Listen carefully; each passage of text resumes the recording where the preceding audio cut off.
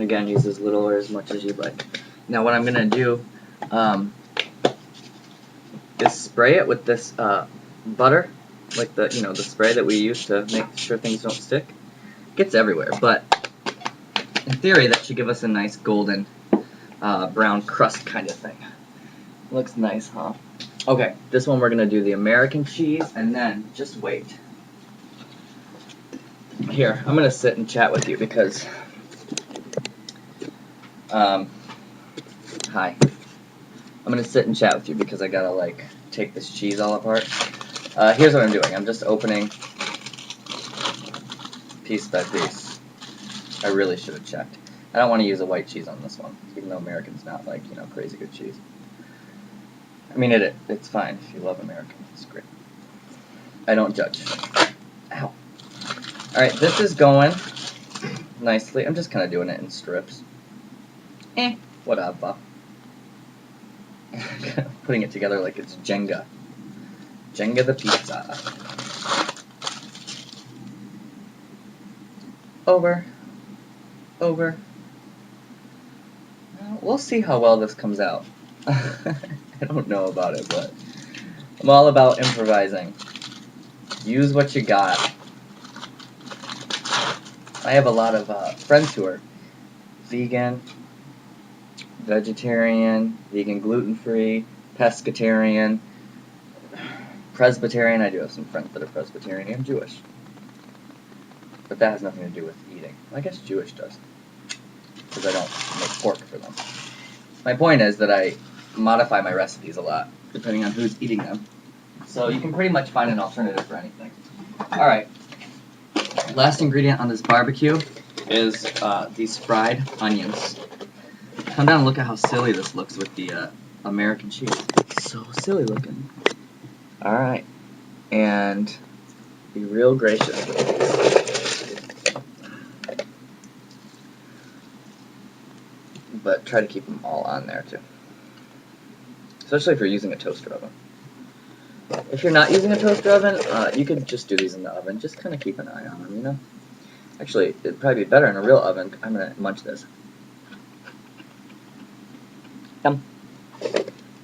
Oh, but it'd be better in a real oven because you could probably do them all at once instead of one at a time. Waiting.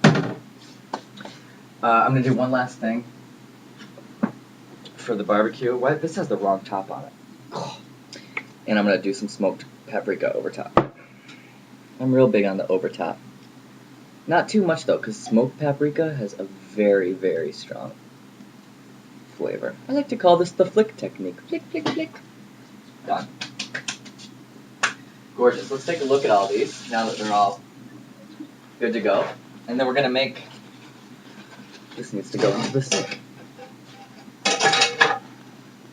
And this can go away. This still has the wrong top. I'm not happy about that. Mess, hot mess, hot mess. I'm not talking about myself. Stop laughing. Okay, whatever. That's good enough. Let's take a look-see, shall we? And then after this, we're just going to make the tuna one. So, look. I cannot figure that out. I'm so smart. There we go. Barbecue. French onion. Buffalo. Tarragon mint.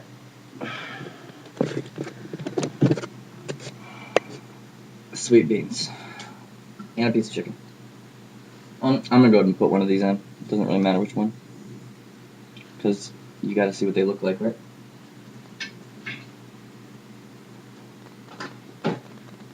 That's it. Let's just make a quick tartar. Now, I've got one more pink reserve. This is going to be for the tuna one. I've got a lot of leftover stuff too, so that's cool.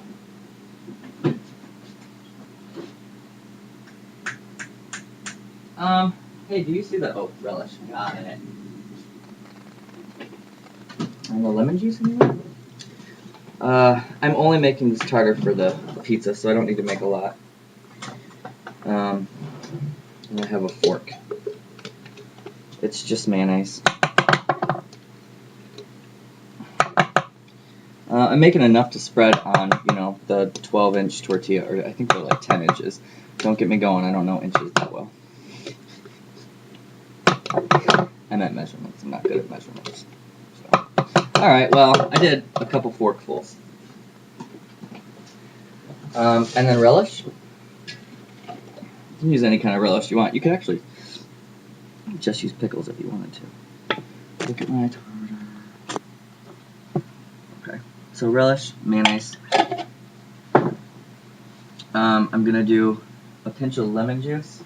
This is concentrate. I don't generally use concentrate, but it's okay. A little bit.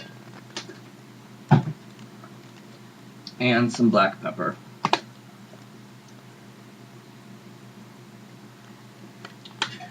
Awesome.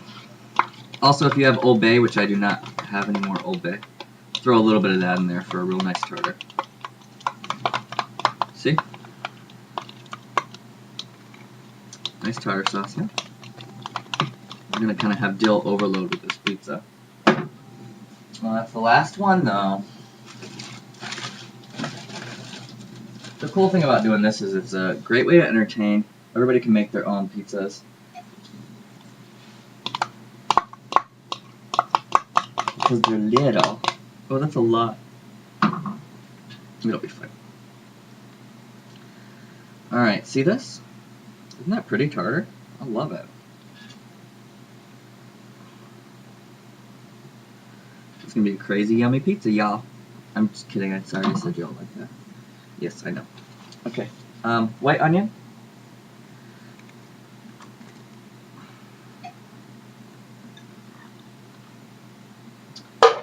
We're gonna do some more pickles.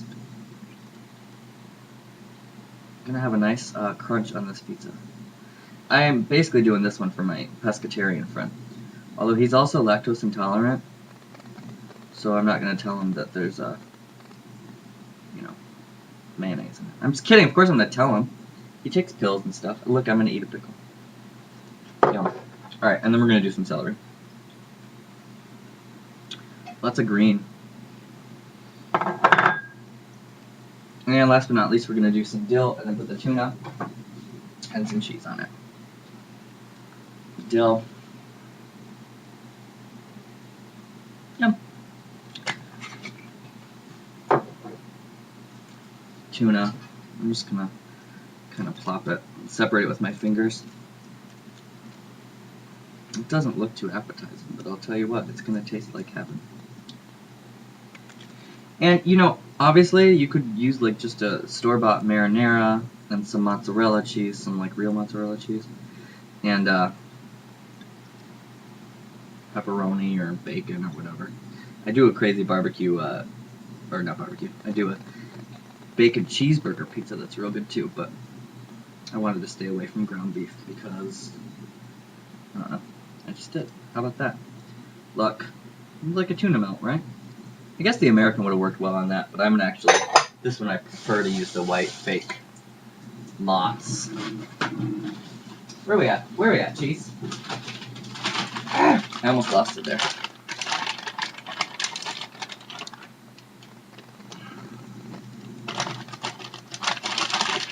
It's gonna be good. Squashing it down too. Alright. Cool. Let's take a closer look at that. Great. Alright, so I've got one in the oven. I'm going to set these off to the side, clean up a bit. You don't need to see that. Come back and you're going to see what all of the finished products look like. Okay, see you soon.